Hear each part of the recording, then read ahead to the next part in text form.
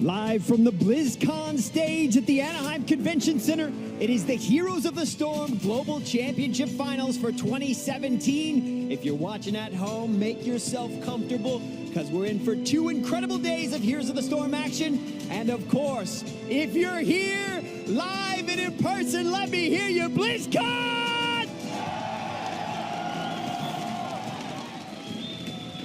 My name is Kevin Michael Johnson, and it is an honor to be with you here for the next 2 days. I will be your host, of course, and it all began last week when our top 16 teams from around the world went head-to-head at the Blizzard Arena in Burbank, California.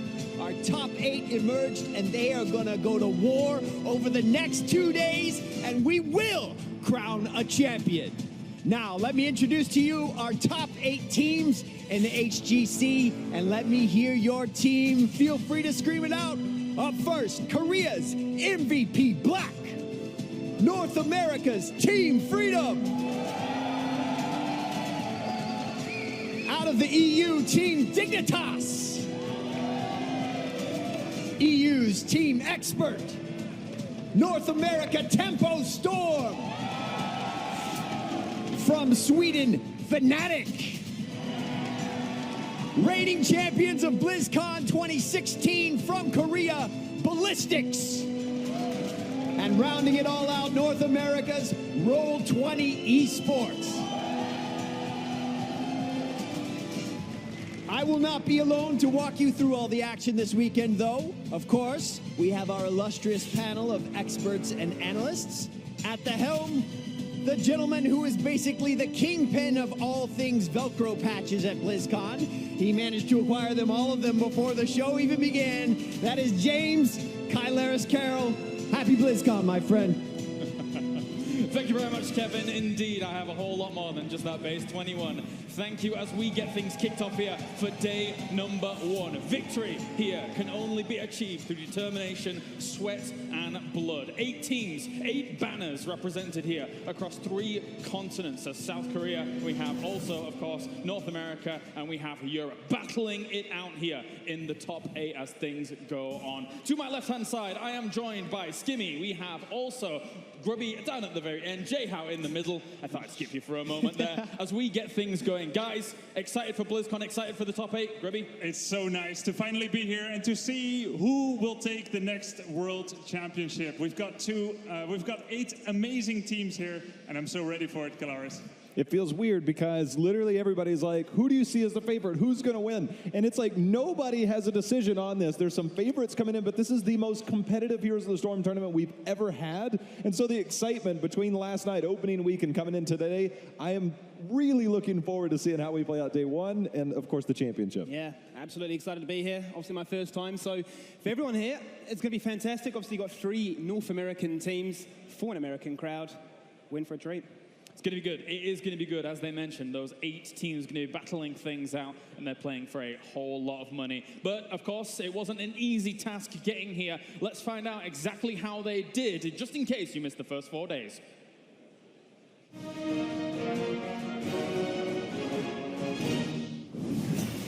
Over the last 10 months, all of these teams have been building the foundations to lead up to 6 play days. 16 teams fighting for $1 million, just about to begin and unfold here for day number 1 of the HGC Finals. So without further ado, let's introduce you to Group A. 팀들을 상대하게 하면서 딱히 긴장된다, 걱정된다라는 느낌은 없고 그냥 편하게 올라갈 수 있겠다 이런 느낌밖에 없어요. I think this is going to be the 2-0 as more and more carnage is on the board here, J-How. Fresh meat for everybody. It was a series where we saw some flair from this team. We saw the first butcher of the tournament, the first butcher for MVP Black this year. We have a lot of unique strats ready to go, and I think we'll surprise people. A lot of people are looking at this match, Dread, to start things off as the big definer of who's going to take potentially second place in this group. Sonya can win this fight single-handedly. Will Aluful stay alive? No! Tempo Storm take down Ariel and Tassadar. Tempo Storm has always stuck together as a team. They have come back swinging after every single time that they failed, and this time they take out CE, they took out Deadly Kittens, and they get to go to BlizzCon and play in the round of 8. The teams in our group, I think they're pretty weak. we have the easiest group of them all. I think we have North America seed 2 in Freedom, but I think they're the third best team in NA. He said 6 points against 21. They need to grab this one. This could end the game. If Team Freedom gets this altar, then it's all over for Fnatic in game number 2, and Genji falls. Shrimpy has fallen, kiting back here on the side. Breeze goes in, misses the storm, but Collusion is going for the channel. He's gonna get it. It looks like, yes, he does. And Team Freedom will tie up the series and go to game number 3. I'm just happy for Team Freedom here, man. North America coming out, and they are swinging heavy punches in. Eddie, now Team Freedom is taking damage at the core. Fnatic is going in, the European team, with a 2-1 victory. Even with Stitches being lost, no chance for Team Freedom to turn this around. Fnatic takes the series and moves on to Blizzcon as the number 1 seed in Group E. Mike's going to be dropped. Infinity goes in. Eagle goes for the Marsh Pit. But that was a great cleanse to start things up, but it wasn't enough there. Continuous wins. I think this is going to do us so much damage. But oh, the AoE damage coming out as well there from Team Freedom. This could be their key. This could be the victory that they need as they rip them apart. That's going to be almost a full team wipe with the Burrow for good measure. But Beyond the Game gets absolute team wiped. And that is Team Freedom buying their ticket to go to BlizzCon. It's Group C, and that C stands for one thing: death. You know, Red Cannon's coming into us thinking, wow, how do we try and topple this this 3-man roster from these major regions, which are all so dominant? 50% core, 30. It's dropping more and more. Red Cannons, they have done it. They have come out and got their first win at an international event against the best team in North America. This 3-team group has suddenly become a 4-team group. I think this game completely changes everyone's expectations.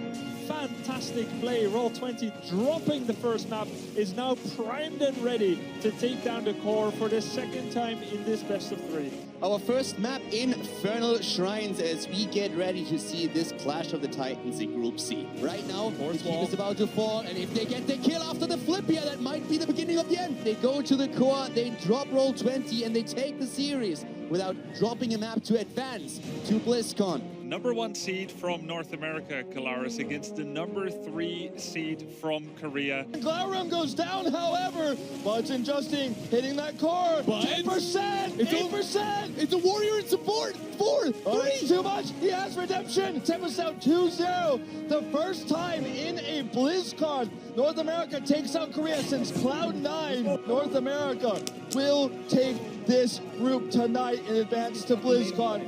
对于还有一个 ST， 因为我们经常跟他们分在一组各种比赛，但是我们因为总有一个队员签证的问题，然后只能无奈带上老板 Simba， 然后每次都输给他们，然后我只想对他们说，这次我们一定会复仇的。 And now Masaka going in, stalling out the hearse there. The core is falling, the power slide, and we've got a 3-man mosh, but the cleanse is going to be there, and that is a core falling. The revenge for SPT to start things off here in Group D is complete, and with a 2-0, my I add dread. That was a good start for them. 그리고 웬만하면은 저희 발리스틱스랑 그리고 익스퍼트는 웬만 올라갈 것 같고 이변이 있다면 SPT가 이변을 일으키는 게 아니라면 무난하게 저희랑 익스퍼트가 올라갈 것 같아요. Going to BlizzCon, Ballistics will be doing so here as they come in as they focus down the core, and we will have our second Korean team going to BlizzCon in Anaheim next week, and Ballistics, man, they are looking dominant. So in our group, the one team that I'm not so sure about it is SPT. So I think this is like the strongest SPT team that we will see this year. The Li Ming, a thorough with the Tracer, the immediate blow up, gets stuffed, and you get stuffed as well. That's 4 down. Morales goes down. Team Expert wipes the slate clean, and they have their visors on the core, and they have their visors on BlizzCon in Anaheim.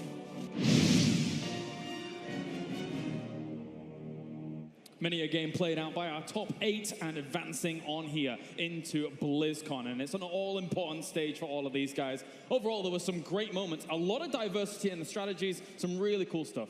And another really cool thing is that all 3 North American teams actually made it out of the groups. We weren't sure when we looked at the groups at first, Kalaris, but they all made it. And it's Korea from the major regions who drops one of their teams in Tempest, who are unable to advance. Gentlemen, your thoughts on those first few days that we had?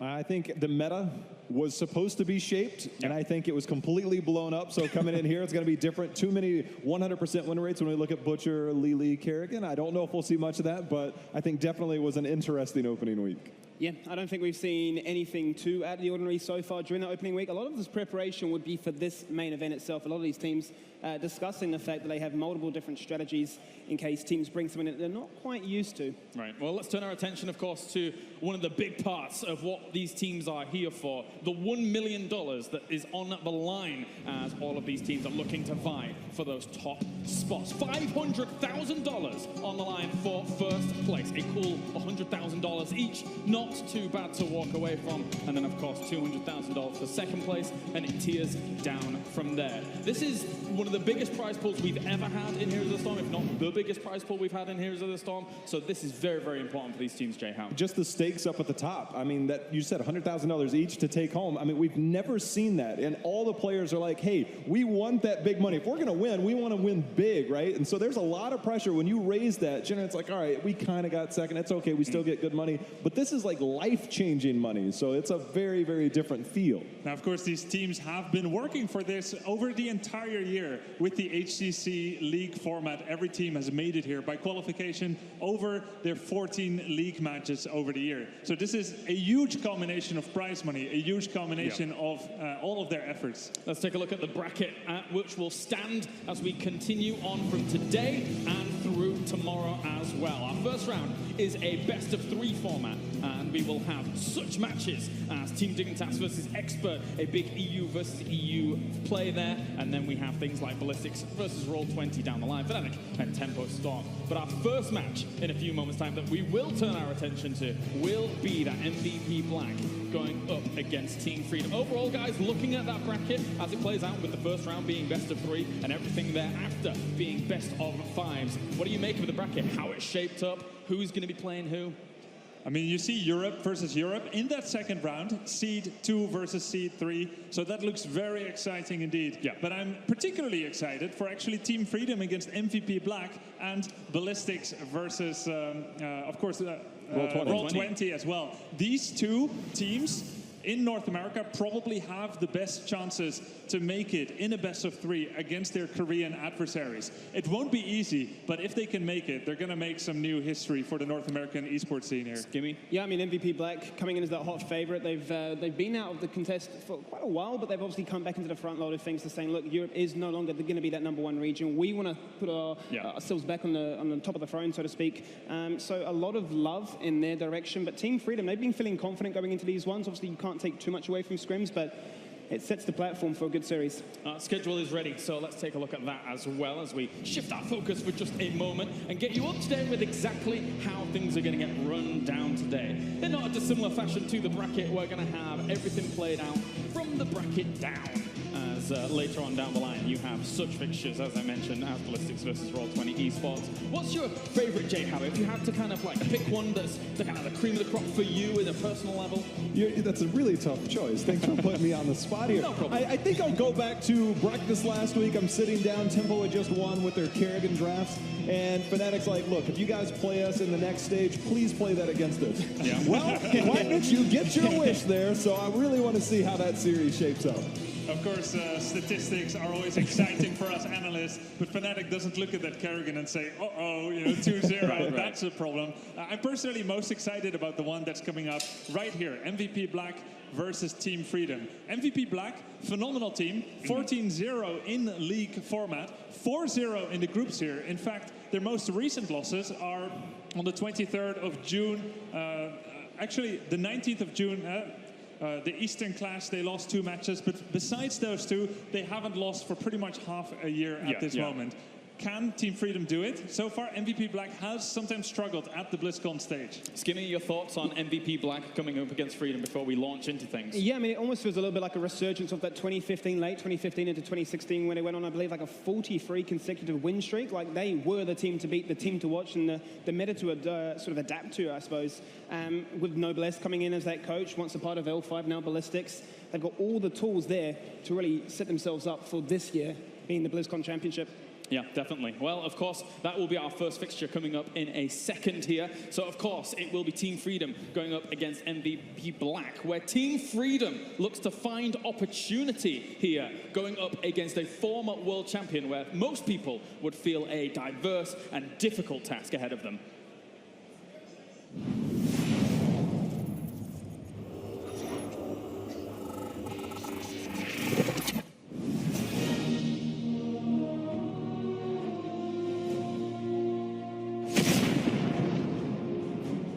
This is my first Blizzcon, so I'm feeling really excited to have a chance on the biggest stage in Heroes. Playing MVP Black in the first round, at first it looks like, you know, the worst possible draw, but actually a best of 3 versus the best team in the tournament is a lot better than a best of 5. So the BO3 format kind of give us an advantage, I feel like. In a BO5, I literally don't think we can take down MVP Black, but the BO3 makes it that if we have a good start, we take a game off of them, and then we can literally just win the next game and it's over.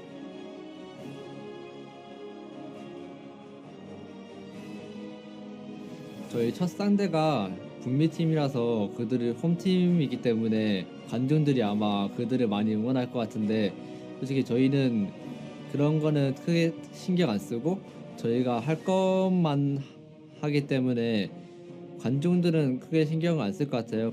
이번 8강에서 팀 프리덤은 정석적으로 간다면은 저희가 좀 더 유리하게 이끌 수 있을 것 같고, 만약에 그들이 정석적인 픽이 아닌 좀 변칙적인 픽을 가져온다면 저희가 그것에 대해서 대책을 좀 마련해야 할 것 같아요. 8강에서 저희가 팀 프리덤을 만나게 됐는데 다른 조에 비해서는 저희가 쉬울 것 같아요. 아무리 그래도 작년의 느낌으로 말하면 서양 쪽이라 서양 팀이랑 할 때는 좀 약간 주눅드는 없지 않아 있긴 한데, 그냥 한번 경험해 보니까 이제는 괜찮을 것 같아요.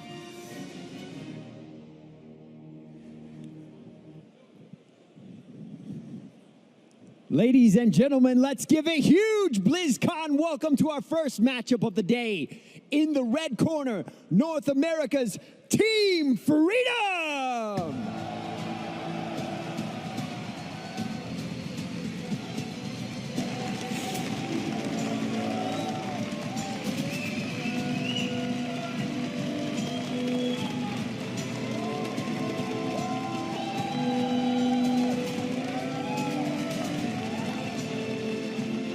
And over in the blue corner, making their return to the BlizzCon stage, none other than Korea's MVP Black.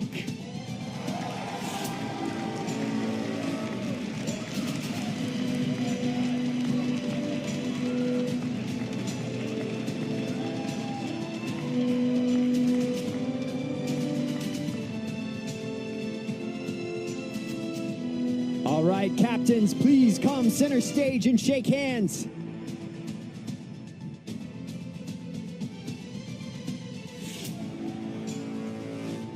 Good luck, and may the best team win.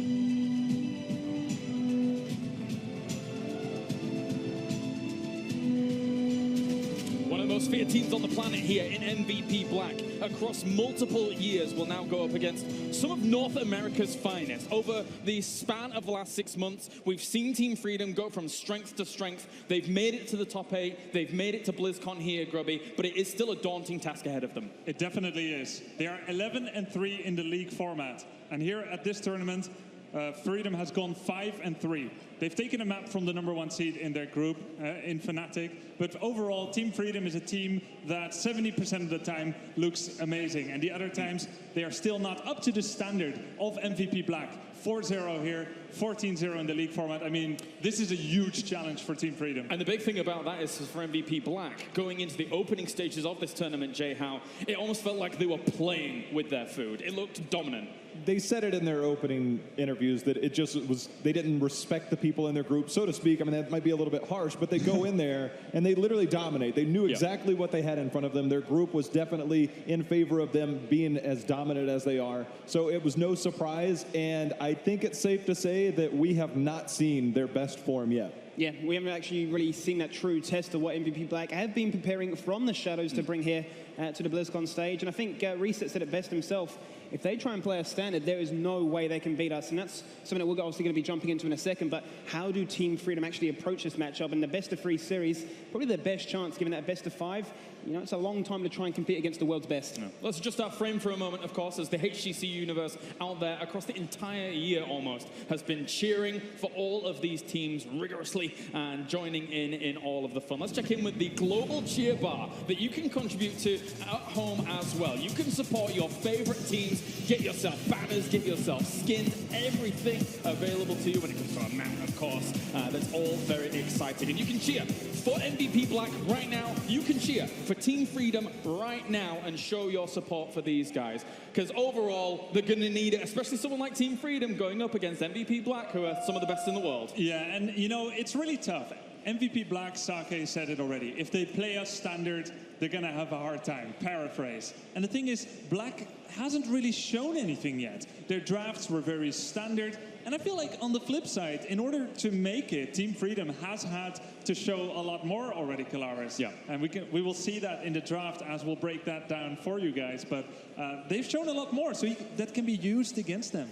I think the part that really hit home for me was the fact that they said they want to draft a composition which is really revolving around mobility. And what does mobility really scream at to me? You're seeking opportunity. You're trying to create opportunity out of thin air. If you try and play them in Team Fight and Macro, just a standard lane matchup, they will beat you every single day of the year. We're going to find out what battleground we're going to start this best of 3. And you heard it just before, and it will be MVP Black taking them to Tomb of the Spider Queen, Jay Howe. It's a bit surprising to me that I don't see a BOE ban, and I was talking about this the other night. I think Skimmy and I were sitting around discussing the map picks. We see BOE, Tomb of the Spider Queen, Dragonshire. Those are kind of the top 3 for MVP Black. BOE is their most dominant. Maybe they're wanting to hide something. Tomb of the Spider Queen, I want to put this into perspective because at Eastern Clash, they picked this a lot. And it was the first time they struggled. Grubby actually alluded to that, them dropping a few games. Tomb of the Spider Queen was one where they had trouble on. All right, we're almost ready for the draft as well here between these two teams. As they get geared up, they have to be nervous given the situation here in this round of 8 to start things, Grubby, because all of it begins here. It's a single elimination. Best of 3.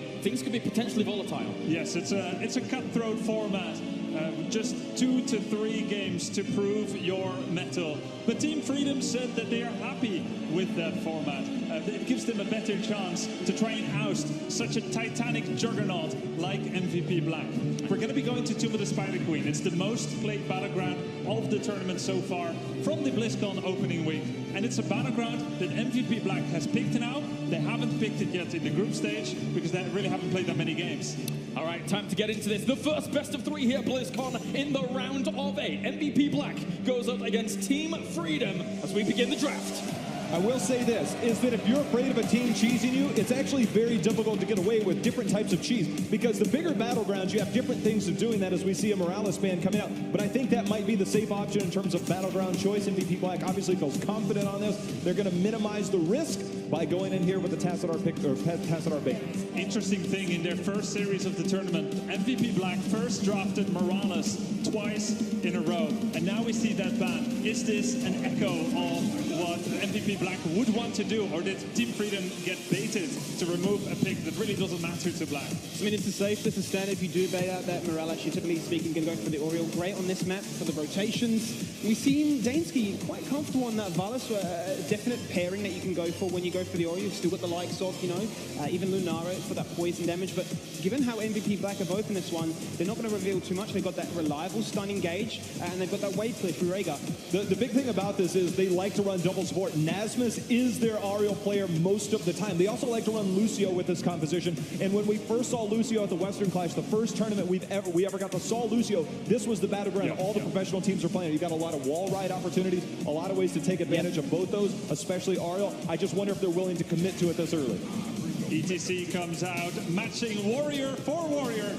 Murden and Greymane as well. No Lucio yet.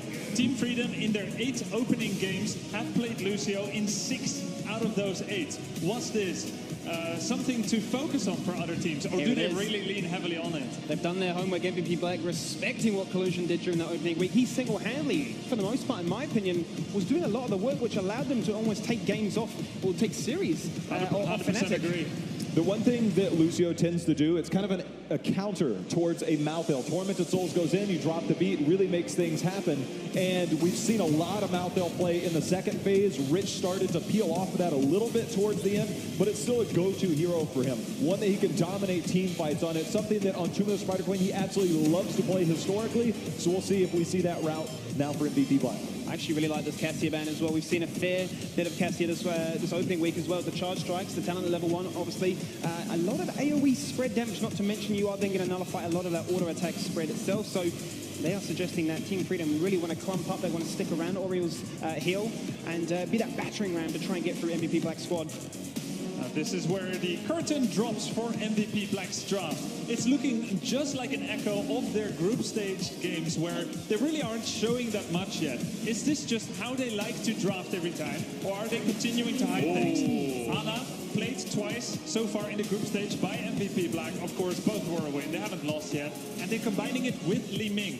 The best thing about this, so Sake is generally the Rhaegar player, Kyocha plays Ana. They've been going into a lot of the double support. You get good wave clear with Rhaegar, you can play it safe. And the whole thing about this, going into the double support with Li Ming, they now are able to flex Rich's hero. It could be melee. We anticipate it to be melee. But now they put the onus of the draft on Freedom, because if they don't have something to deal with the potential Malthael, you'll see something else. And Rich's hero is always the single biggest threat in a team fight. This guy is a living legend in our game who came back from retirement to come out. He's like, I'm playing again and I'm dominating. Yeah, he's one of the best players in the world. And Team Freedom now has a big problem. They have to either deal with Sonya or Malthael, both of whom are absolutely terrifying with that nano boost of Ana. Team Freedom, I feel like, has been driven into a corner in this draft. Yeah, I was going to say, the Ana and Li Ming, for me, both really reliable counters towards that ETC. We saw Kyocha last week when he was going up against the Muradin. Wasn't even scared of the Muradin. I don't have any mobility on Ana, not a problem in the world. But Team Freedom now are going to look in that Malthael and the Ufa, so they are going to try and respond in systematic fashion. That's one way to make sure Rich can't pick Malthael. So we might see the Sonya, but I wouldn't be surprised if we might see another ranged here potentially coming out. Maybe Rich flexes over to that. I think the Sonya, of course, is a very safe, logical approach. Sure, she's probably the most obvious. What else could be coming out here? Maybe Dahaka potentially? I think the reason I like Ufa so much is probably just the fact that they realize that, okay, there's a lot of interrupt potential by MVP Black. We have to commit to this team fight. We need that Divine Shield. We need that cleanse.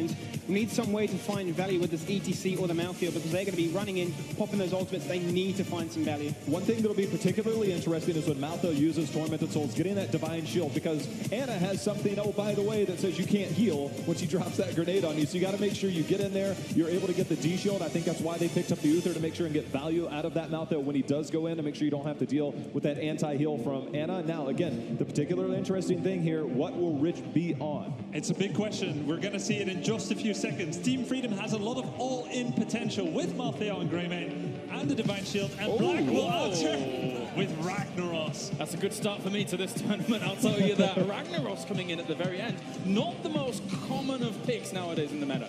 The Chinese region feels like Ragnaros is first pick material on Tomb of the Spider Queen. Now coming in last spot. We didn't expect it. We think of something like Sonya or Dahaka. Rich hasn't really shown Ragnaros that much yet, but he does a great job at defending early objective pushes from the opponent, and that makes him a fantastic choice to supplement Ana, who has a little bit less wave clear. The biggest thing about this is that at mid-season brawl, I think early on, we saw Ragnaros' winner is like 2-7. Everybody's like, all right, we're done playing this hero. We're tired of losing. He lacks mobility. You get a little bit of movement speed off of his E, but that's about it. I'd love to see Team Freedom, if they're going to try and take control of this game, we might see a 3-2 split with the Rhaegar, but if they're going to take control, they're going to have to focus on Ragnaros here to try and get these early picks to get control of the battleground. I think the thing for me, Jay, when I'm staring at that Team Freedom squad, is there's a lot of early game emphasis, right? They are looking for kills, they are looking for aggression, they're looking for the wave clear. They want to be the ones playing proactive and forcing MVP to be reactive, which is a situation they're not too familiar with, right? So if Team Freedom can get that initial few first hand-ins, can reach level 10 first, maybe get a pick or two there, it sets themselves up quite nice, and that could potentially get into the heads of MVP. It will slow the game down as well, potentially. Team Freedom, MVP Black, I think, feels that if the game goes longer, they force out more mistakes from their opponents, which they believe they're probably mechanically superior to. I agree. I actually want to go back to Skimmy's point. I think it's a really good point in the sense that we have a lot of guys that are new to this stage. They are going to be feeling the nerves, and sometimes the best way, it's you try and get that first kill out of the way, calm the nerves down. I just hope they're not tentative. I think that's going to be a very good approach. If they're aggressive, I want to see that happen. Well, of course, make sure to continue voting, as you could see it ticking away there while the draft was going on. Are you for MVP Black, or are you for Team Freedom here in this best of 3? We're ready to go over to our commentary team as we bring you the first series here of the round of 8 for the HGC 2017 finals. The entire year has been building to this moment. BlizzCon 2017. Caldor, what was your favorite moment so far? Favorite moment was definitely how we saw the group stages shape up and how we now have the bracket. Every player was so invested into seeing which team they have to face and preparing for them right now. So all of that accumulating now in the first day where we have the round of 8 is going to be awesome. Well, we're ready to go here. Let's go ahead and go into game number 1. Tuma Spider Queen as Team Freedom is against the wall trying to take on MVP Black.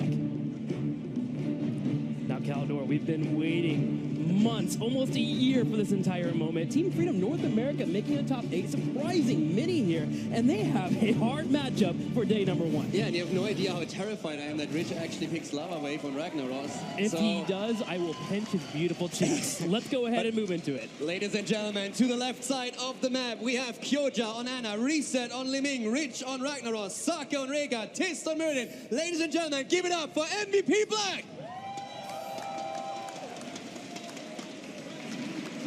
Here from North America, Naf is playing Ariel, Zugrug on ETC, Cure on Maltfield, Daysky playing Grey Mane, and Collusion on Uther. Give it up for North America's Team Freedom!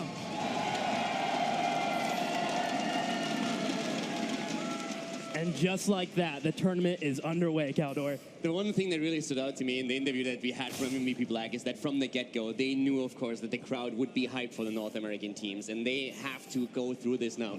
Of course, the spray spam is already on, and we have 2 amazing drafts for the 2 teams for our first map here. That we do. Team Freedom going to late game strength here with Maltfield and Greyming. Decent early game 2 with some kill potential because of that Greyming. Zugrug moves in for a palace ride, already on top of Tist. Gonna miss out on the kill, but you see that Team Freedom is ready to fight. Yeah, and actually coming back on that point, I talked to them a lot over the last few days, and they said straight up, yes, we might throw a cheese MVP Black's way at some point, but we feel we can straight up fight them. We want to play this straight up. We want to make sure that we go into the team fights. It's our biggest strength, and we want to make sure that we excel there. It's not going to be easy, but we feel we can do it. That goes all the way back to day number 1 when we talked to them. They said they want to adapt. They want to adapt the most here in the tournament. But MVP Black is already moving in. Zugrug getting low. Should be able to escape. A heal comes out, but MVP Black bringing all 5 to the middle lane here to get a kill. Yeah, and at that point, of course, we have, especially with Liming, so much burst damage here as well. Later on in the game with a nano boost of Anna, it's going to be pretty difficult for Freedom to survive. Zugrug in that moment on ETC, barely getting away here too. Yeah, Ana always following up that grenade, trying to deny that healing from Ariel. Getting that 100% delation on the grenade coming in. Trying to get those combos to pop out, but so far not working out there as Zugrug comes back nice and healthy, continuing to trade on the wave clear. Rhaegar in the top lane, though, is being a nuisance. Team Freedom will have to pay attention to that as he continues to push forward. Now, MVP Black, of course, with the composition they play here, they need to be a bit careful in the early stages of the game. If you play with Ana, piercing darts is one of your most important talents. You really want to complete the quest so that you can stay a little bit farther back, and that's one of the things that Freedom might look to exploit in the earlier stages, going in with Graham and Malthia. For now, on the other hand, it's MVP Black. They're going in for Nasbat, and they get the kill! First blood coming in for MVP Black, and going back to your point with that Ana, Kyoja is going to be very important on that Ana, using the healing dart to drop in and, of course, scout out those bushes. But look at this. He always lands a sleeping dart from across the world, it feels like. Team Freedom will have to watch every single step, especially with that level 1 finishes up. Yeah, it's not going to be easy for them. Black said straight up that they are in a spot where they feel they can take any team. They are absolutely not afraid. In the past, especially talking about last BlizzCon, for example, they felt they underperformed. They said, yes, the teams we faced played well, but we thought we underperformed a lot. At the mid-season brawl then, it was more so the other teams outperforming them a bit. But ever since then, Black has just really stepped it up. They are playing so well right now in the entire Phase 2, during the group stage as well, and they are here to make it all the way to the finals. What makes it scary is they mentioned they're confident, but they've also done the research. That's what we've missed in the last couple of tournaments. Oh, yeah. MVP Black coming in and not respecting their opponents. Now, they are ready and they are studying every single team they may face. Especially with what happened in the group stage. We had so many different strategies coming out, especially of the North American teams. So now everybody has to prepare. And the format, of course, caters to it as well. Once again, both teams trying to turn in the gems, 30 on each side thus far, as we are seeing both of them shocking around the turning point. Now, we are a level and a half away for MVP Black to hit that level 7 and get that heavy impact, which is very important on Murd, and continue to jump in, follow up with a Stormbolt. Now, this will take some damage, but able to kite backwards. Team Freedom does seem a little shaken, though. They're very close together. The Uther and the Auriel always being near each other, making it very easy for Tis to come in and land that Stormbolt. Now, Black has, of course, a very, very dangerous draft here. You talked about Murden and just what he adds. It's also the aggression that we now have with Reformed Murden, jumping into that backline. But when we look at the setup of Team Freedom, after level 10, they have that Divine Shield for the potential Mosh Pit, for Greyman when he goes in, or for Malthier. So there's so much potential synergy, and Freedom is trying to get to that stage. And so far, it's a very respectful game from both teams, only one kill. Well, Team Freedom even closer to the first turn in the game here. 48 out of 50 needs 2 more gems to be dropped off, but MVP Black looks to go ahead and get their own turn in. Reset, drops off the gems, and the first Web Weaver of the game will be going to MVP Black. MVP Black now with the first objective here, and in the meantime, we still see Kyoja working on the Piercing Darts quest. He's currently on 5 stacks. Tis on Muradin with 12 on his own, so they are trying to complete them as fast as they possibly can. Yes, we now have finally level 7 kicking, and that is exactly the power spike on Muradin that you've been talking about. Exactly. You jump in, heavy impact, Stormbolt, you have the entire combo coming from Ling Ying, and then also, Sophira's Hungers is done already for Ragnaros, which means there is a slew of damage that can come out and milk any member on Team Freedom. They will have to be careful now that level 7 has hit. Looking at the results so far of the Web Weaver push, a little bit of damage here in the middle lane, bottom lane getting pushed pretty aggressively. Top lane does get dealt with from Team Freedom, but they're going to have to rotate down soon. It's all about how much can Black get out of this, and they're trying to go for Zogrog. Reset, here comes the Stormbolt, and that's kill number 2. MVP Black takes down ETC, and they want Q as well. Reset once more, he's going in here, misses out on the missiles. We'll have to back on up, but they are behind a fort here. They may be a little bit too aggressive. Need to turn around and take down this fort. And here's the issue, Team Freedom has to give it away. If that fort goes down and Rick is able to use Molten Core, that puts him in a station where they can continue to get more kills. That was actually a really cool move by them. After they eliminated ETC, they knew that Uther was still up at the top lane, so they invaded with everything they had behind the fort as the Web Weaver still pushed. So Freedom couldn't actually use the fort and try to defend against the Web Weaver, and that netted MVP Black an entire fort, and now they are a level ahead. So that was really calculated and well done. It's always a bit of a risk diving behind a fort, but if you know that your opponent is only present with 3 heroes and you have 5 that you can throw into the battle, it's always a good choice to make. Scary moment here for North America. Team Freedom being a full level behind. They have to get a kill now or wait towards they get level 10, which they can get off of a turn off or, of course, hanging around for a little bit while soaking the experience. The problem with this turn-in going in is MVP Black will be able to defend with heroics. Yeah, that's a bit of an issue here. Freedom, they could have held the gems here and waited until they get more experience themselves. The problem is that Black is going to reach level 10 really soon. And even with the objective pushing, Team Freedom has to be very, very careful that nobody is going to dive them. And with Murden on the other side, there's a fair chance that's going to happen. So at this point already, Zogrog is under pressure. The Web Weaver is moving in. Greymane cleared the top wave. He's going to make his way down to the middle. But we have level 10 about to hit for the blue team. You just got a glimpse there of the combo that is available for MVP Black. Stormbolt into Leeming combo into Ragnaros. It only took him down to half health, but that's against a tank there with resistance being built up. This could be deadly if it lands on a Greymane or even an Auriel. Team Freedom now pushing here, trying to grab a little bit of experience, but you brought up that level 10. It's up for MVP Black, and they are looking hungry. They move in for an engage, but Zogrog with a nice face melt will be able to get away. Yeah, Zogrog at this point made sure that Meridian could not become a huge threat here. What I'm really looking forward to as well is to see how Collusion plays. I watched his games over the last few days, no matter if he played in a scrim, if he played Hero League. And it is insane how good this guy has become. Yeah. It's absolutely crazy. He has such a massive impact in every single game he plays, and oftentimes is really the decider of, do we win this team fight or do we lose it? So I'm really looking forward to his performance in the big team fights that we can expect later on in the game. Personally, I hope we get to see his Lucio in this best of 3 series. His Lucio is probably the best of the entire tournament so far. Team Freedom finally hitting level 10, and they are in a prime position to force and engage. Reset seeing this, backs away, and now it's all about dancing around in the middle. There will be another tournament available for MVP Black, and Team Freedom is inching closer. There's some one-shot potential that we have for MVP Black now, especially with Ragnaros, of course, going into Sulfura Smash, so that's definitely something to watch out for here. But let's keep in mind that Team Freedom, they still have the Divine Shield. Kira is in a bit of trouble. Reset wants to go in. Here comes the Sleeping Dart. They're trying to go for Zogrog, but ETC moves back out. Very unfortunate trade there for Team Freedom. MVP Black takes a nice little lead in that team fight, winning the Poke Wars, which will allow them to move down. They're trying to force this turn-in or force a team fight. Team Freedom, luckily though, with Uther on the side, is able to heal. And Freedom hasn't really spent any resources in that fight. We saw Nana Boost come online, but Freedom hasn't used any cooldowns. They're still trying to get that turn in here, and they have a chance of making that happen with an aggressive position. They can still rely on a Divine Shield mosh pit. They can still rely on Malthael going in deep and Uther helping him out here. So they are going to wait for an opportunity to kill one of MVP Black and then maybe carry that momentum to an objective and to a leading experience. On the other side, you're keeping your eyes on Tiff right there on that Murd, and he'll be the one to decide when they're going in and forcing the fight against Team Freedom. For now, he dances around and plays around his Storm Bolt cooldown. Watching the bushes on the right side, but Zogrog is wanting to fight. You can really sniff it out here. He jumps in for it, goes in for the power slide, and Kier will get some harassment in. And Zogrog is always careful. He knows that Tist is waiting for an opportunity to isolate him and to take him down. And he is actually in a bit of an exposed position there. If Sulfura Smash comes down and Li Ming lands a combo, then ETC can be blown up quite quickly. That is, of course, where once again Collusion on Uther comes into play. He needs to be ready if that happens, and he needs to use that Divine Shield, which would give also ETC an opportunity for the mosh pit. We have also Aegis, of course, which is even preferred over the Divine Shield, since with the Divine Shield you can go deep and can open up opportunities to win the team fight yourself.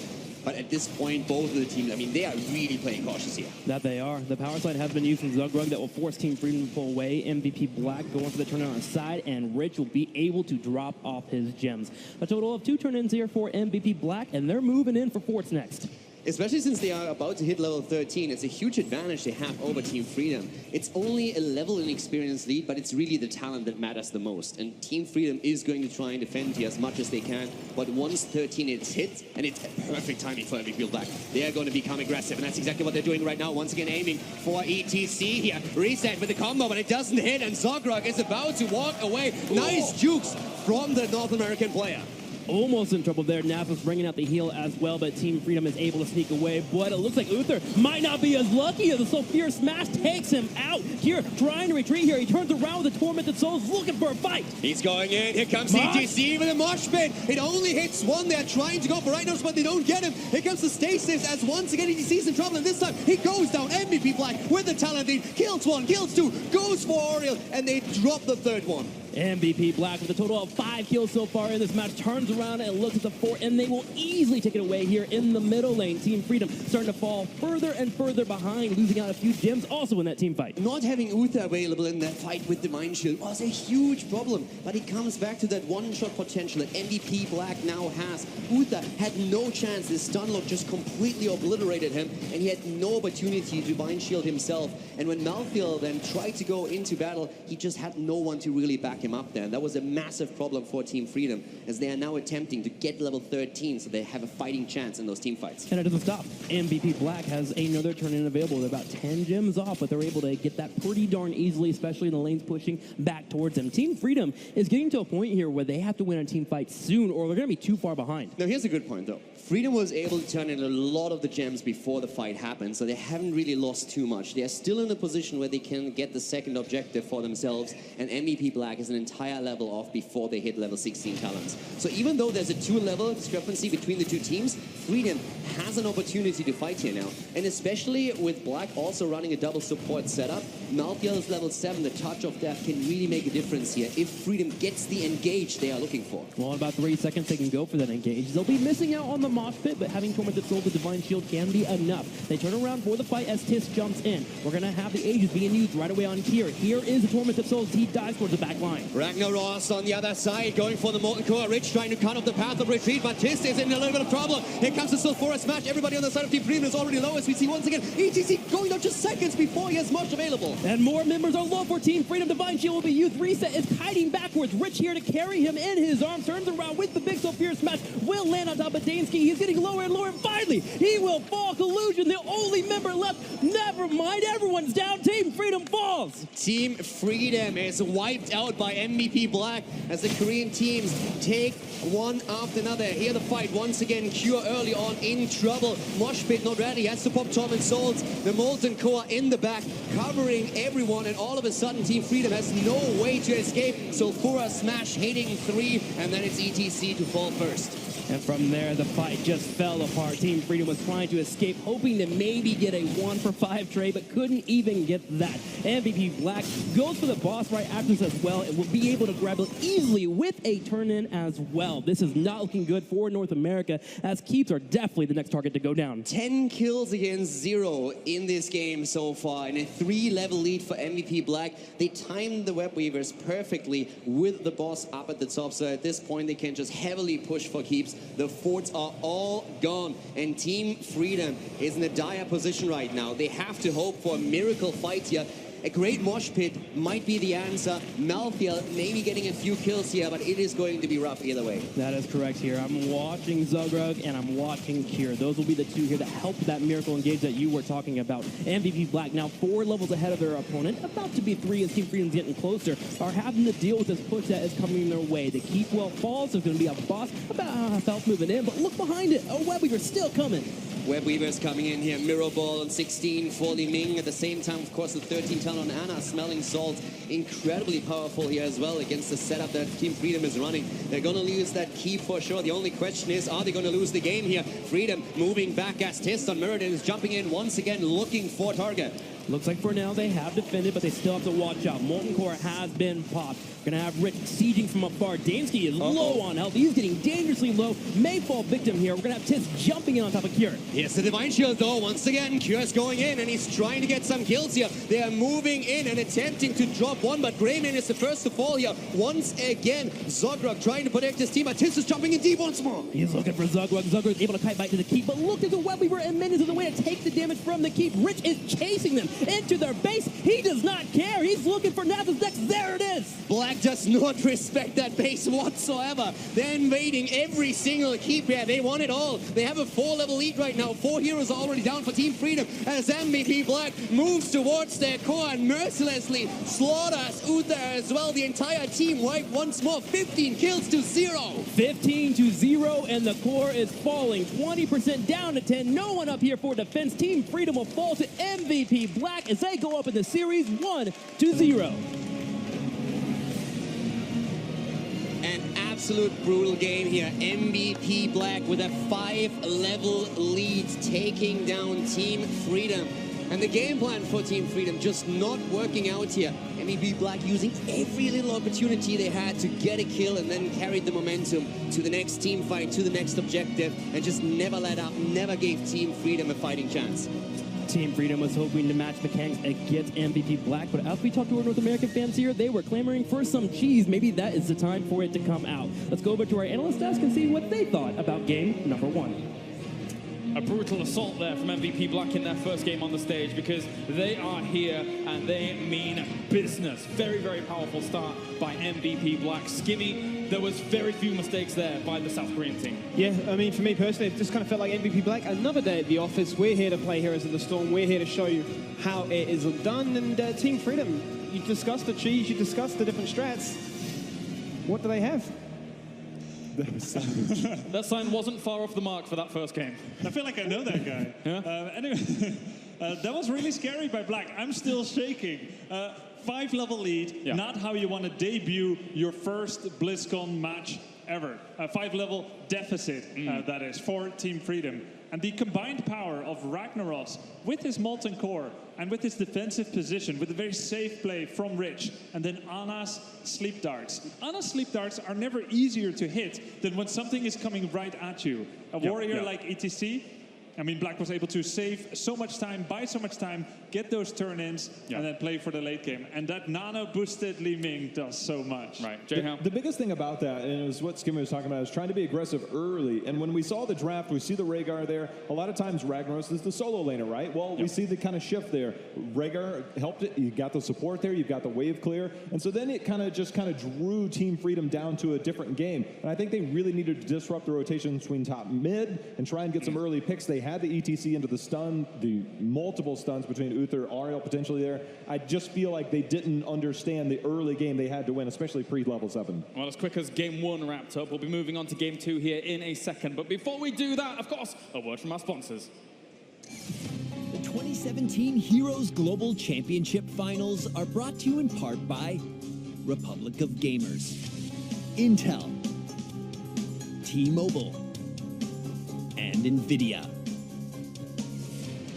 Game number 2 about to begin here in a second between MVP Black, currently leading 1-0 against Team Freedom. And I think, our commentators stated it very well there, that if there was any time to really start saying, maybe we should pick a map and maybe we should figure out some of our pocket strategies, it's absolutely now for Team Freedom. I mean, what screams to mind for me would be Tales of Doom. Tales of Doom is a map that they find a lot of success on. You've got the idea of a Lucio, the Abathur. Abathur, typically speaking, is banned away by MVP Black. They don't want to deal with that global pressure, but this is a hero that does allow you to, in some degree, win that solo matchup. We talk about Cure and Rich, their interaction together. If you've got that Abathur hat there, suddenly that's a matchup where you say, look, Rich, you're not going to have all the time in the world to exert that 1v1 flair that you are so famous for, I suppose. And a name that always comes up, of course, is someone like Rich, who we can take a look at in a bit more closer detail, kind of under the microscope, as it were. And let's be honest, a lot of people tout him as the best player in the world, one of the best players in the world. He came back to MVP Black, and so far they've been on an absolute tear with Rich on their side. Yeah, some people might say he was the best player in the world even when he was retired. Nothing was more exciting for me than when we had a chance to talk to him at Eastern Clash number 2. And I asked him, I said, when was the time that you decided I'm coming back? He said, it was around April, but when I saw my team lose to L5, now Ballistics, he's like, that's when I knew. Like, I had to come back, and he has come back in dominant fashion. Yeah, he definitely has. On the Ragnaros in that previous game, not exactly the most common hero nowadays, but an extremely strong performance, Grubby, that, again, we mentioned, they just have to be bulletproof, it feels like, against some of these teams like Team Freedom. Yeah, and this is what MVP Black essentially was. A big reason that Ragnaros performed poorly in the last half year or so is because they get greedy. They're winning their lane, they're pushing out deep, trying to get some little value, and they would get ganked, and they would get taken down by aggressive rotations. Now what I think we are seeing is the evolution of the old 4-1 split. 4 heroes mid-top, 1 bottom. That's not true anymore. MVP Black here, putting 2 members in the bottom lane, really are taking care of that fragility of that deep pushing Ragnaros, and they're really helping into win rate. Let's head over to see which battleground we are going to be on now. We're expecting a Team Freedom choice, perhaps, as they take us to Braxis Holedown. There's not too much surprise here. I mean, me and J-Hub just look at each other and go, yeah, we know this is coming, right? Warhead Junction, it's off the map. That is an NA special. Braxis Holedown also an American special, right? So this is their time to try and bust out that Xayah, bust out the Morales, go for that push. I was looking at you guys too, but you didn't see me. Left out. we'll look back at you now. No, but if you actually go back, historically, Korea and teams, they generally ban this out. They're like, we want nothing to do with it. It is particularly interesting because you generally do see a 1-4 split, a little bit more traditional. You might see some tricks here. We'll see if that skirmish does go in favor of Team Freedom. Let's get into it then. The draft begins for game number 2 here. Currently, MVP Black leads 1-0. Team Freedom has to win this to keep their hopes alive at Blizzcon. Braxis Holdout, the least played map alongside Warhead Junction. Is there a blessing in the result here coming up for Team Freedom? And one thing I would like to see Team Freedom do is either to draft heroes that are more multi-dimensional or more one-dimensional. Now, it may seem like a contradiction, but they either got to go for something very cheesy, or let's say not cheesy, but very targeted. Really follow up with a plan and just do it. You're down 0-1 against MVP Black arguably the #1 favorite of the tournament. I couldn't agree with you more. You've got to stick to your plan, stick to your guns. If you're going to do it, then go, by all means, go out with a bang if you have to. I mean, go out, grab yourself a Kerrigan-like tempo and surprise some people, right? Just fully commit. Whatever it is, just fully commit. And we'll see what Team Freedom does. And the interesting thing here is we see 2 supports banned out. Ariel's been a high priority for Freedom, although they're taking it off the board. Yeah, and that then begs the question, are they going to go for that Tesla early adaptation? No, they're not. Wow, ETC and Genji going to come off straight away. It does spring to mind. Brightwing has been really that pairing as that support choice for the Genji. You jump on in with the Swift Strike. You've got the Emerald Wind to follow things up. You split the team apart. Probably not the map for it, but MVP Black, you can just see the sheer confidence. They lock in that Malfurion and the Gul'dan. No hesitation whatsoever. That Gul'dan being high. Not that common in the tournament so far, but on Braxis it has strength. Yes, Gul'dan has barely been picked so far in this tournament. Mages have been picked far less. Li Ming pretty much gets picked together with Ana, is the trend that we've seen at this tournament. For the rest, with that Muradin first pick, MVP Black is continuing to draft some of the highest win rate heroes of this tournament. Who are doing the best here? Dahaka, Muradin, and Rhaegar.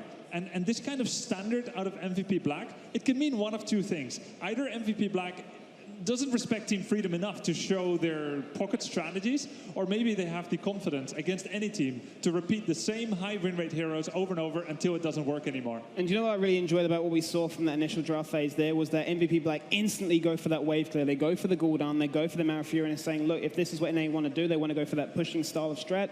We're going to have ample ways of clearing this out. So yes, you have gone for the ETC. Yes, you've gone for the Genji. You're looking for that all-in kill comp like an early game last time, but we don't know what's going to come around that corner. Tass is still available. Zarya's still available.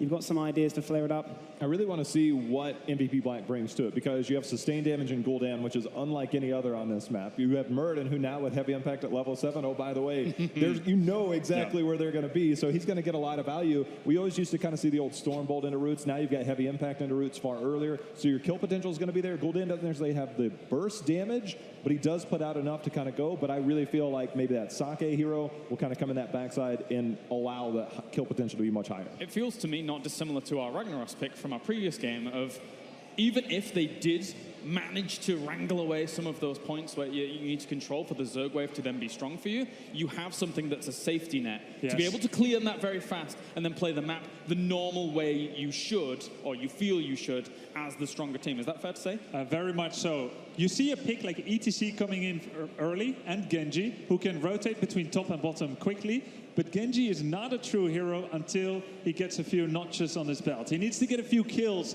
in order to really get his maximum value. So when you go up against ETC Genji, and if you are a team like MVP Black, who is very good at the core fundamentals, you want to try and have something that's excellent at defense, and Gul'dan is. I just heard the Braxis holdout ping there, as we'll be getting back into this draft in just a few moments' time as we get things going. Something that you mentioned was the Brightwing that could potentially come with the Genji, but is Lucio still a potential here? Do we see, because collusion for me, as you guys pointed out, in the bracket stage, in the group stage even I should say, that looked like a linchpin for Team Freedom. The argument I'd make for the Lucio would be the fact that there's a lot of self-sustain so far from those 3 initial picks. You've got Muradin with the 3rd wind, if he goes for that talent route, 2nd wind otherwise. You've got the Malfurion with the sustain, with the regrowth, the Twilight Dream to interrupt things. You've got the Innovate as well. Same can then apply to Gul'dan. He's going to be looking for that pocket heals, drain heal on demand if need be. Well, back into the draft, we can see how they're going to go for. But the one thing I want to really highlight is that Team Freedom, knowing that they're going to go up against this Gul'dan, knowing they're going to go up against a lot of CC, ETC's very susceptible to CC. If he overcommits, if he thinks he's the one making the play, he could get severely punished. And let's talk about something else. If Brightwing comes out, it's what we call the Brightwing bomb, right? Yep. Teleport to Genji as he dives in to do an Emerald Wind that displaces the entire team of MVP Black. If Malfurion or Gul'dan are on point and they aim their Area of Effect Silence Heroic on that location, they're going to completely sabotage that attempt before it can even truly begin. That's the biggest thing, is that I was talking to some players this week, and I was told by one player, Gul'dan, or Reset in particular, is the single best player at putting the perfect Horrifies down to isolate a hero. And if you ever watch MVP Black play, they will all in on one hero. And that's the biggest thing. Once you get that one pick, the game is far easier. So if we get those isolations and interrupt that just like you talked about, it could be a very, very tough engage for Freedom. If I'm looking at where Team Freedom go with this one, I actually really like the bans. The Brightwing doesn't feel as attractive on Team Freedom's side, but would definitely be, as you were mentioning before, the J-Hal, favorable for MVP Black. Muradin jumps in, splits the team apart, which they are trying to collapse as one unit. The only reason I probably prefer the Vala over the Greymane is the fact that Greymane needs to jump into that backline. He needs to find those kills, overexert himself. So much CC to meet him at the door. He's not going to have a good time. Yeah, it's dangerous. So maybe you want to deal damage from further away. Yeah. One option could be Chromie. This could be a direction Team Freedom could go to. Yeah. Another thing that could still happen is where Team Freedom says, we're not about the early game ganks or the team fight. We're going to use Genji's level 7 talent, perfect defense, to somehow rush the boss in 15 or 10 seconds. This could be part of their strategy maybe that they're willing to show here. Akra and Rhaegar come in. And to Grubby's point, of course, Jay Howe, Team Freedom has been known to have a phenomenal Chromie player on their side if they want to go down that path. Wow, Zeratul! Oh. Okay, solo support Malfurion, pretty rare. And Zeratul, what do you think? The thing that I think about this now is that by committing to the Rhaegar, it's impossible to go into Uther, and this last one has to be damaged. So the Dragon Blade Genji with the Uther is an improbable thing, and it's impossible to run with this composition. So Zeratul is just going to have free reign, get that auto attack, get that Vorpal onto Genji. Going to have a very, very scary player on top of it. I mean, surely they're anticipating a mage being behind this. And we've seen Zeratul in the past on this map, a la something like Fnatic, be very powerful about the rotations on this map. Yeah, Genji and Zeratul will be the rotation kings here. Whoever can do that better is going to gain their team an edge. But, you know, Chromie isn't out of the equation yet going up against Zeratul. If you place a time trap at your own feet, you can stop Zeratul before he gets that combo off. It's still an option. You stop time before he can stop time on you. It's a bit of a time warp there, but final pick now. My head hurts now. Thanks, Skibby. Where do they go? Do they go the Chromie? Yeah. Yes, they do. Excellent choice. Creepy Chromie. Apparently she'll be rewinding time in World of Warcraft soon, and we'll all get to play Classic again. Yes. Very excited for that one. But overall, what a choice here for them to go to. We spoke the fact that they do have strength in it in their previous games in the North America HGC, but going up against MVP Black, I think they predicted what was going to be that last pick. The hardest part here, in the way this is going to play out, Dahaka does not win the lane against Malthael. And if Zeratul roams up, all of a sudden, Dahaka will die. So he's going to have to be very careful on when he chooses to try to contest the beacon, which puts the pressure on your 4-man. And using a Genji Chromie that doesn't have very good wave clear, Chromie has to now prioritize her W onto the waves, which is very difficult because you're trying to also contest the beacon. I'm afraid in that circumstance that when you have Gul'dan, that sustained style damage, they're going to lose that in the long run. I'm really curious to see how strong that 4-man's going to be in the bot lane. I think the team that wins this is the one that manages the rotations the best. Yeah. There's a lot that can jump up and down. And plus, MVP Black is not incentivized to meet Chromie in the lane because her wave pressure is mediocre. Gul'dan a lot better. So I think we're going to see potentially a lot of rotations by either team to try and get the better end of those, of surprising your opponent in that sense. I think the point for me would be we've seen Rich in that solo lane like to exert himself as the best. And if you are going to be trying to really patch that 4-man, as you discussed, Gul'dan going to be smashing that lane out quite easily. Obviously got Malfurion as well, but if you're not winning that bottom lane, you might see a bit of desperation come out of Dahaka to try and brush Stalker in, try and force a gank, try and get a kill target. If that happens, I mean, Rich just pushes top lane and goes, thank you very much, rotations, and suddenly we just run away with this game. Well, of course. One more thing. Absolutely. One more thing. No cleanse on the side of MVP Black. Temporal loop on Chromie could set things up for an absolute easy kill. Even though shifting sands is normally the most common thing, they might look to exploit that. Either one works now. Right. Yeah. All right, well, thank you very much, gentlemen. As you guys have been voting, continue to vote who you think is going to be winning in chat with either MVP Black or Team Freedom. At the moment, MVP Black is 1-0 up against the North American team here, moving into game number 2. Let's head over to the commentary team to find out how it all goes down.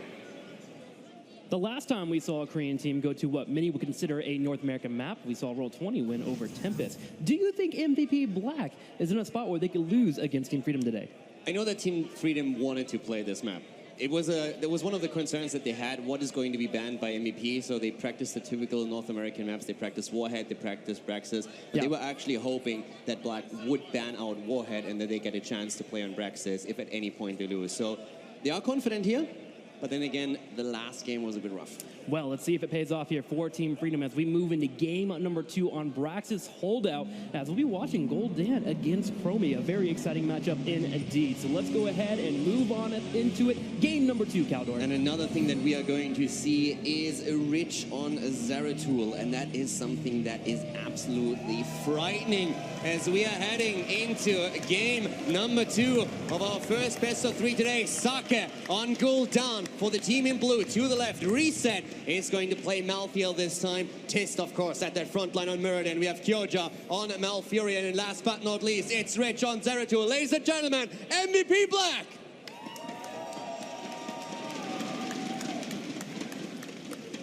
On the right side in the red, leading the pack here, it'll be Collusion on Rhaegar. Zugrug playing the ETC. Cure playing Dehaka. Gonna follow up with Dansky playing the Genji. And last but not least, Nasmus playing Chromie. It's Team Freedom!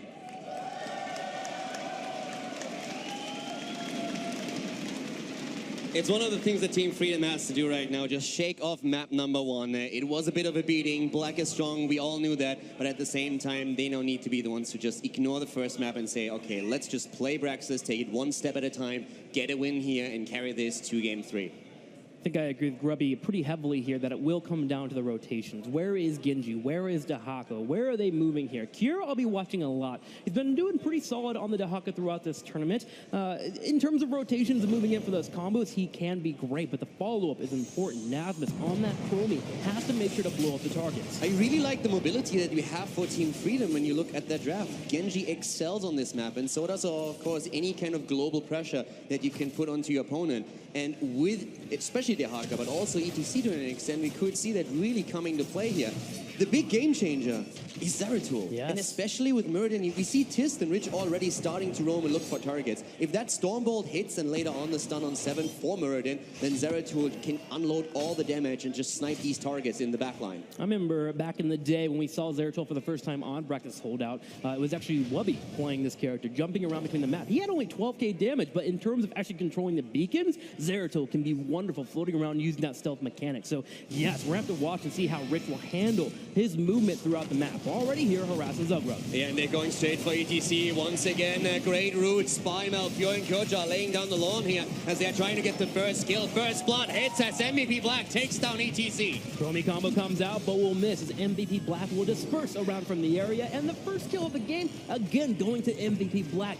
A direct repeat from what we saw in game number 1. And once again, they're trying to go for another kill. Nasma's already a little bit low, but he gets away for it now. And here comes once more Goldan, but not able to deliver the final sparks of damage here. This will be the issue that Team Freedom will have to solve in the bottom lane. How do they deal with Goldan, who clears up the lane consistently, especially with a battery behind him and that Malfurion? It's definitely going to be rough for Freedom to face that, but they have the tools, and if they play them right, they can definitely put some pressure onto MVP Black. The last few days, all the teams have been scrimming their hearts out, practicing the entire time. And if they didn't scrim against other teams, we could see them in Hero League just practicing mechanics. And just the coordination and the effort that everybody put in just culminates now on those games that we have here today. And everybody was hyped. Everybody was nervous. And you could tell that every team knows anything can happen here, especially with the best of 3. But so far, it's MVP Black running the show. Just shutting down Team Freedom. Zugrug in a position where he actually wasn't in too crazy of a movement. But coming in with the engage was Tist, landing that Stormbolt, allowing for the blow-up to happen. And ETC is now down. Now, looking in the top lane, Reset is starting to get the upper hand on Cure. We're going to have Dansky coming in to try and grab that beacon for some time, but MVP Black already ahead here, 26-0%. Tis just waiting for him and immediately hitting that Stormbolt, putting the pressure on Genji. And talking Stormbolts, we have a very Korean build here for Muradin, once again speccing into Perfect Storm on level 1, just to supply that little bit more extra damage that you get if you're trying to blow up a target. And that's something they've been constantly trying to do throughout the game. And as you said before, they are ahead right now in the beacon progress. It's Team Freedom that needs to try and do to somehow control these points. I mean, that Stormbolt build is wonderful, especially against the likes of Chromie or even Genji. You land it there and get that damage on them. They have low health pools, so going for a little bit of extra damage can pay off. Now, Team Freedom has been doing their best in terms of rotations. They're making an aggressive one here on the bottom side, and they're looking for Kyoja. Kyoja knows he's in trouble. He's trying to back out. Can Kier hit this drag? He does, and Team Freedom gets their first kill of the series. Team Freedom, they get the kill, but it's again ETC who's in trouble, trying to move away here. Goldan wants the kill. kill, but the heals is in as Collusion saves his tank. Collusion helping out, but look in the top lane. That trade comes at a cost. We have Malthael constantly pushing in here. Another combo coming out. Not going to quite connect, but in the top lane, Malthael pushing as aggressively as he can. Luckily for Team Freedom, Kira is able to get up here just in time to grab that experience, so a good trade for them. And you know, even Zeratul in a bit of trouble at the bot lane as all of a sudden Chromie comes in with the Bronze Talons and just delivers all that damage. But the fight is not stopping. Again, Chromie on a bit of pressure, but great moves by Nazmas as they are trying to put the pressure on to Rich in particular, but they're going for Tist first here. Murden in trouble. Dainsky on the other hand with a quick deflect. He dies, he goes down, and Rich survives. Rich getting the trade there, going straight to the top lane as well, wants to help out with Malthael, trying to make sure that they grab all the beacon progress, and it looks like they may just be able to do so if they can grab the bottom side. Gonna have Tist moving on in, while at the same time, Rich comes from behind. They're looking at Zugra. They go in, they get him down low. Can he survive? Yes, he does, but the beacon goes over to MVP Black. Gul'dan goes down, Freedom with another kill.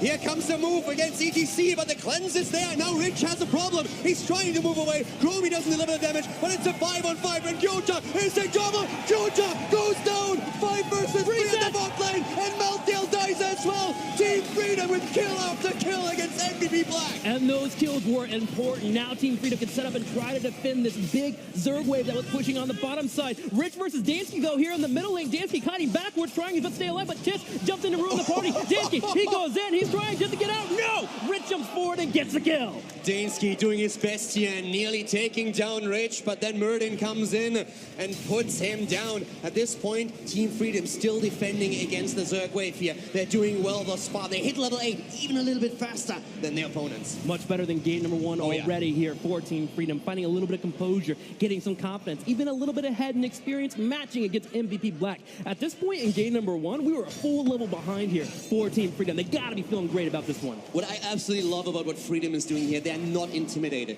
Just think about it. Last map, not a single kill, a 5-level difference at the end of the game, and they come out swinging on map number 1. They're saying, we're here to fight, and we are going in, and we are going to show everything we have, not intimidated whatsoever.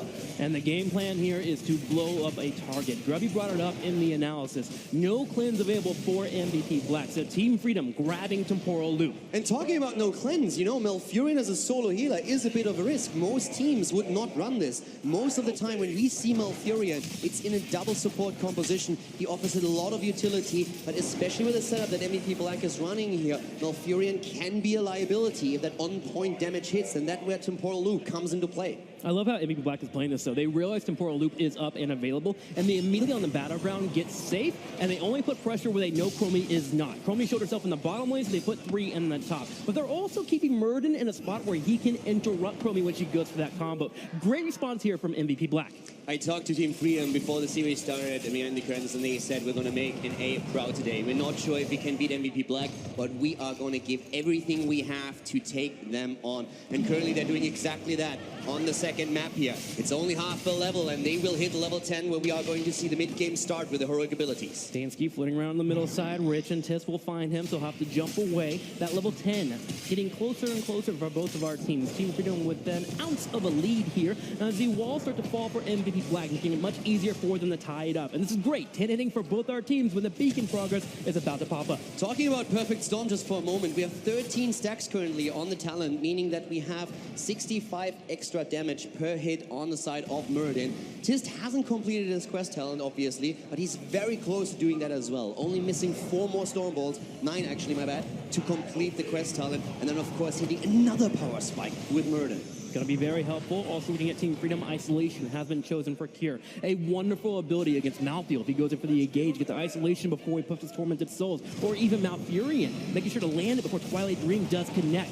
ETC in the middle, once again getting caught here, being able to get that resistance up. Great follow-ups on the other hand by MVP Black here. Here comes the Temporal Loop. They're trying to get the kill, but they don't miss the time perfectly. There's the Mosh Pit that doesn't hit, it gets interrupted as well. Dansky in trouble. The Ancestral comes through, but Cure is completely split from the rest of the team, and he is not going to survive this one. Tist is going to hold a final Stormbolt just in case, and there's the final damage. Cure is going to fall, and that's a double kill for MVP Black. Uncharacteristic there for Team Freedom. Usually when it comes to execution, it's one of the things that they do well when you're looking at their check marks. But they did not get the actual timing down. They were trying to set up the Dansky diving forward with Genji to get the damage, and of course, the mosh pit. Yeah, Dansky missed here. The mosh pit was not as good as we would like here in that situation for them. They actually talked a lot about how they feel Teamfight is really where they excel. It's that tool that they want to bring to this game to show MVP Black that they can trade in these fights. And so far, that hasn't quite happened. Black immediately capitalized on the mistakes and got the double kill.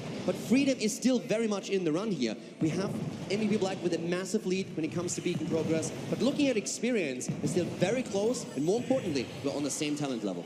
Bit behind, though, in Beacon progress. But another thing that Team Freedom has available for them, remember, always the boss cheese that can occur as well with that Genji. So there are tools here for Team Freedom, but it's starting to look a little bleak here as MVP Black is definitely getting some momentum. They take the 4 on the bottom side, and they're controlling the top. Another combo missing there from Dansky. Another combo missed, and Freedom has suffered a lot on the last double kill against them. Right now, they're, of course, aiming for a bit of control through the beacons. But Black is happy to just trade evenly here and go for level 13. And once they hit that power spike, they will try and push the agenda. Yeah, they have no reason to force this beacon progress. First off, they're already ahead, and second off, they have wonderful wave clear between Malthio and Goldan. On the bottom side, though, Kira's in trouble, and he gets destroyed there. The Fellflame comes in.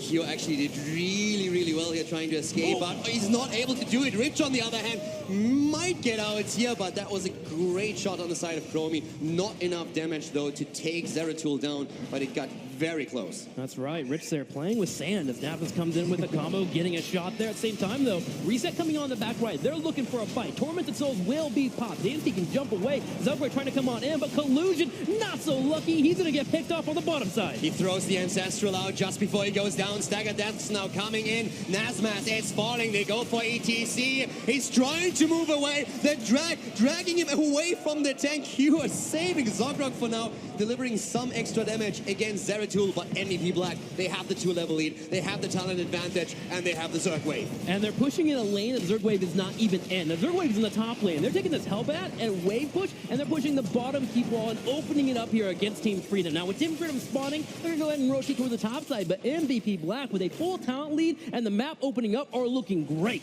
And we talked about how especially Malfurion can be vulnerable. Now he has Ice Block, so that's another great tool that he can use once he's in trouble. Gives his team a bit of time to really help out and come to his assistance.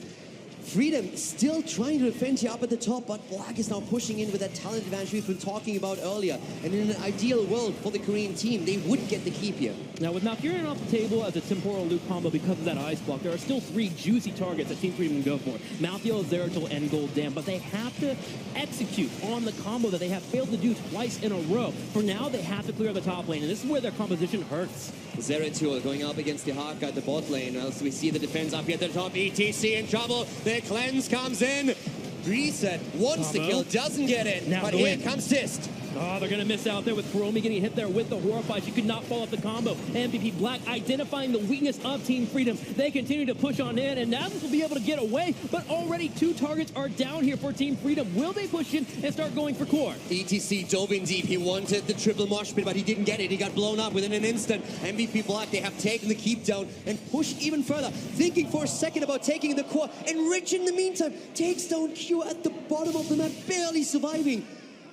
But the end result is he still lives, and he got the kill. That's right, Rich living here. 3 levels over Team Freedom, and again, it's starting to look like a replay of the last game here for Team Freedom. They have to find a way to get back in this match. Maybe a boss rush is one of the ways to do it. Force a fight against MVP Black, as things are not looking very good for them. At this point, you really have to think, okay, what do we do? Do we have the time to actually sit there and wait for 16? Do we go for boss and throw a Hail Mary and just YOLO it? They're trying to isolate Zeratul, first of all, and they might get it. They go in once more. Rich is trying to juke them as much as he can. He might get away here, but no, Illusion confirms the kill, and now Tis might be in trouble too. Team Freedom makes a moment happen for them here. They're going for Tis. The combo comes out. Dragon Blade being used like Mathlife will go ahead. He's coming to Souls. He's hitting everyone. They're getting low. Team Freedom has 3 kills. Can they get a 4th? Socket! He will fall. Kyoto, the only one to leave, but they don't care about him. Let's go to boss. All of a sudden, Team Freedom is back. They get the kill against Rich as he's isolated on the map, and MVP Black makes the mistake. They go in and they lose another 3 members. Now boss is being taken. Yes, Team Freedom is trying to come back into this. And here we go, a replay. The combo comes in, the Dragon Blade hitting 2 members. It looks scary for Team Freedom, but the Ancestor Healing connected, and Zogwag was able to power slide forward. Daysgate gets the kill, and that's when they moved forward to grab the boss. And now the comeback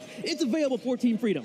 They are 1.5 levels behind, but they're only 1 level away from level 16. They have a fighting chance. It's 12 kills against 8 in this game. It's all about the rotations here once again. And Freedom, we talked about it earlier. They're relying heavily on these rotations, on Dehaka, on Genji, on ETC, just the mobility on the map, and it's something they're going to use here. And especially with ETC now also completing Brock Rock, it's another power spike for them and gives them a little bit more sustainability during the team fights. Black is being very careful here. They want to wait for all 5 members to pop up. Finally, with Tish showing up, they're going to be able to kill off the boss. And talking about being careful, it's actually Team Freedom who immediately moves back. They leave the boss going for the fort. They're not even forcing the issue because they say, guys, let's not fight. Wait for 16. Play this safe. Don't go in too early and then fall. We have a chance here to come back. Let's use it. Good control there from Team Freedom, doing one risk and then realizing when they have to pull themselves back in the game and stay grounded. Now, the beacon phase starts for both of our teams, and we're going to have Team Freedom controlling the top side here. It's 1-for-1 on the beacons. MVP Black is sharking around as they want to fight. And the top keep has, of course, fallen, so Freedom needs to be careful, but they have the globals, they have the mobility. They can send heroes top, but they have to always be careful of Zeratul. The fight starting down at the bot lane. Once again, Zeratul taking over the beacon up at the top, and Black, therefore, also very hesitant to take the fight since they need Zeratul to join with them. Yeah, Team Freedom, they had an instance where they could have forced a fight, and you saw Nesmus looking for a squishy, but the moment that Zeratul continued to disappear, they went ahead and pulled away. Tis does take some damage here. Reset gets on the back line. They turn around with the isolation, but ETC has fallen. ETC is down, and here comes the Void play. Once again, they're going in. The silence hit the isolation, but it's Freedom who's low. Freedom about to lose Chromie here, and that's not the only hero that goes down. Genji dies as well, and we have 2 heroes trying to defend the core as MVP Black starts moving straight for a 2-0 victory. With 5 heroes and a couple of catapults, they run straight for the core. Can they make it a 2-0 against Team Freedom? It's looking like it as Collusion is wanting to slow down that back line, but with many seconds available here for Team Freedom, 10, 20 for the Genji and the Chromie. The defense looks like it's not going to be available. Collusion doing his best here to 1v1 Kyocha, but the rest of the members for MVP Black are on the core, and it's dropping. MVP Black is going for the Team Freedom. Is losing game number 2 as the Korean team takes the series with a 2-0 victory and moves up to the semifinal. MVP Black came into this tournament feeling confident, studying their opponents, ready to go and rearing up against any member that would want to face off against him. And now with this 2-0 over Team Freedom, we will see them in the semifinals tomorrow. But Team Freedom, they came out and they put up a heck of a fight. Team Freedom, they knew from the start that it would be very rough going up against MVP Black, a team that has been hailed as the favorite in this tournament ever since we saw them in the group stage. The European teams have talked about it when they went to Korea and started scrimming against the Korean teams, how much they have improved since the mid-season brawl and of course the Eastern Clash, and we can see that right in front of us as Team Freedom throws everything at them, but the coordination that we have on the side of MVP Black is just too much to handle. MVP Black looking like a scary opponent for anyone that will have to match up against them for the rest of the tournament, but for now they've made it to tomorrow. They can relax, prepare, and study for tomorrow's matches, and it will be a wonderful time seeing them play. But Team Freedom, again, you got to give them a round of applause. They came out here and they did their best against their opponents, making it the top 8. That's what they set for expectations. They were hoping to maybe make a mark and go to the top semifinals. Sadly, that did not work out for them, but you got to love the heart. Yeah, and when we talk about MVP Black, we of course that they want the title. They said we want to go to the finals. Last year it didn't work out as they expected. This year they want to redeem themselves and they might have a shot. Now of course we have an interview with the winner, so let's hear what they have to say about that victory against Team Freedom where they took it 2-0. Thank you so much, Kaldor. That's right. I'm here with the captain of MVP Black, Sake. Congratulations on a dominant performance here on the Blizzcon stage. You must be feeling very confident. I want to ask you, what is the difference in your team's mentality now that you're at the Global Finals than it was in the mid-season? You seem so much stronger, both in your play and in your mental game. What is making the difference for you? 먼저 우승 축하드립니다.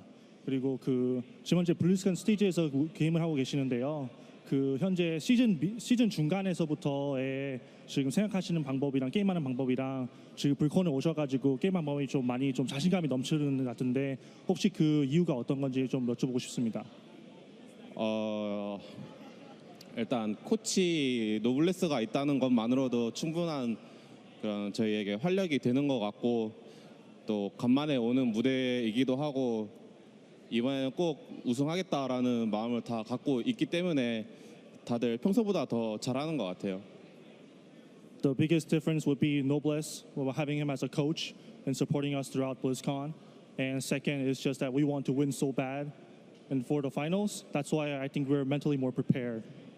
Awesome. So great to hear. And on that note, what is it like for you and your team to be back here on the BlizzCon stage, feeling the energy of the crowd? What does that mean to you? 다시 블리즈컨 이제 무대에 진출하시는데요. 거기에 대해서 어떻게 생각하시나요? 이렇게 많은 사람들 앞에서 게임 해보는 게 굉장히 오랜만인 것 같아요. 그래가지고 기분도 좋고 나름 또 작년에 저희가 졌거든요. 그래가지고 이번에는 꼭 우승하겠다라는 기분을 항상 갖고 있어요. 그리고 이제 다음 경기가 디니타스랑 e스포츠인데 디니타스가 꼭 올라와가지고 저희랑 미드 시즌 리벤지를 제가 꼭 했으면 좋을 것 같아요. It's been a very long time since we played in a large audience, and we're very excited, and we really want to win. Second, for the next matchup who we're gonna face, I wish Dignitas will come up so we can take revenge on our mid-season that we lost. Awesome. Everyone loves a good revenge story. Well, Sake, I'll let you go get ready for that next match. And of course, I hope you get the revenge match as well. Congratulations on your victory. Good luck. All right, guys, that is Sake, captain of team MVP Black. Let's head over to the desk and get a few more thoughts here from Kylaris and crew. That's right, dominant fashion here from MVP Black as they go 2-0 against Team Freedom. Pretty clean cut for the most part, although there were moments in that second game, Grubby, where Team Freedom did gather some momentum, I guess, against a not so common composition from MVP Black. Yeah, I mean, this was in a big way MVP Black Rich's show, Zeratul. Yeah. Also, TTSST, his anchoring, which is where you stand in a bush or you check a dangerous point of contention and then you protect that area as your team's warrior. His anchoring was out of this world. But Team Freedom, they came swinging from a surprise corner a few times here, and we shall remember those moments. Even though Team Freedom lost here, they had a few really cool moments. Very difficult to go up against somebody like MVP Black, of course, Skimmy. Team Freedom, though, and overall for them, as we said, it wasn't all lost in that game. They did get themselves some kills, but MVP Black looked so strong. I mean, we knew it was going to be a tough game from the get-go of this series, but in that game specifically, we even looked at the draft and thought, there's going to be a few scary moments here. Wave clear lacking in the bottom lane, the ability to try and win that 1v1 matchup in that top lane, but they showed signs of life, right? Especially that fight, 16-14. You're down a talent tier, you're down those all-important levels, but you're still showing that, hey, Chromie can one-shot no matter what phase of it.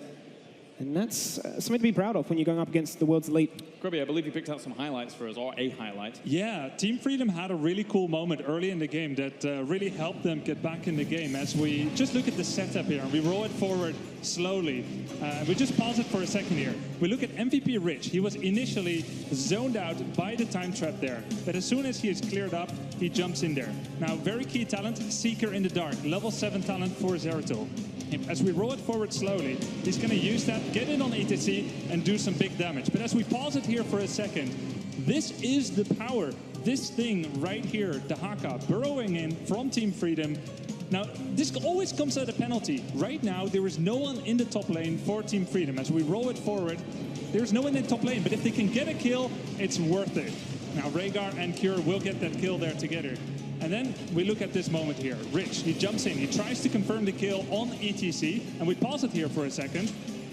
Because Rich just teleported in with Vorpal Blade. He used his level 1 talent to get in and try and kill ETC. Collusion's cleanse was too good. Now Zeratul is in an impossible position. He's nearly dead. We see him here, the whole team rounding out on him, but he finds a way. Look at this. Zeratul will go from here onto Dahaka with Seeker in the Dark and will then blink away in a really cool way. Watch this escape, because this is what Team Freedom was up against. We start playing it. Rich on Zeratul. Crazy. Boom, boom. teleported away so fast. Now this ends up resulting in a really cool fight for Team Freedom, where they get additional kills as we roll it at full speed here. We see a number of more kills. Very nice Dragon's Eye there by Chromie, and now they can lead to that defense. But this kind of Zeratul play, I mean, it's just insane. Yeah, it highlighted that they could have got a whole lot more from that if it wasn't for some of the skills that Rich showed there, Jayhow. Yeah, Rich obviously does what Rich does, and it's kill people pretty phenomenally and sometimes in spectacular fashion. And the whole thing about this strategy, Braxis, that's why I said I was very curious how Freedom would be able to handle that, because you're basically committing to skirmishing and team fighting for the majority of the game against the single best team fighting in the game without a shadow of a doubt. And in the end, MVP Black, they took the last team fight. They were already ahead. We saw some moments where Freedom looked good, and then they ended up dropping that last team fight, which is what MVP Black does best. We said it at the end of the group stage. Can anyone extract from MVP Black anything from this moving forwards? I'm going to ask you guys again. Do you think anyone really extracts anything of worth from MVP Black here? I mean, they showed the standard picks here that worked really well for them. Standard and stable. I feel like MVP Black has shown nothing that they hadn't already shown in the group stage. But furthermore, I feel like MVP Black soundly defeated Team Freedom in the drafting, as Team Freedom, they've been banning out supports the entire tournament. 10 out of 20 support bans. And I just feel like the strength of MVP Black is residing in Tist and in Reset and in Rich, the Warriors and the Assassin players here. Support is, for them, the support role. Big plays are coming from their front line. So to remove Ariel Brightwing, I don't think Team Freedom reached the correct formula in dealing with a team like Black yet. Gimme. I mean, if anything, that game showed us that double support can obviously not be played from time to time. Single support on both sides. There was no cleanse. You only have the Malfurion to rely on. We're discussing, oh man, is this a little bit too greedy? Is this a bit of fan service to them saying, look, we can just style on opponents like NA? I mean, they show us that they've done their preparation, they've done their research, they know what to go against, and drafting has always been their biggest sort of sound strength. So hard to try and tackle them in the draft, hard to try and tackle them on the battlefield. What angle you do actually approach them at? I just want to say this. We can talk about MVP Black, and we'll have plenty of opportunities going forward. Absolutely. But Team Freedom, I want to put this into perspective because Collusion moved over from tank to support. When we had a chance to talk to him, he said, I was pretty garbage at the beginning of the year, and his play has stepped up. We saw Nasmus, who's basically been a standout player for me. And this team from Team Freedom, Cure coming over, known as a ranged assassin, now moved over to that melee role. We have players that are learning new roles, coming into the professional scene, coming into their first Blizzcon. I want to say this team, I said it before the second Western Clash when they started to qualify, so this team has a lot of potential still. I think we'll see a bright future for this team. I think they did really well. They just ran into, well, MVP Black. MVP Black. Very well said. Of course, that is Team Freedom, who unfortunately for them, their road through 2017 HGC comes to an end. However, MVP Black, a former champion, plods on. We'll be back in just a few moments' time with Europe going up against Europe.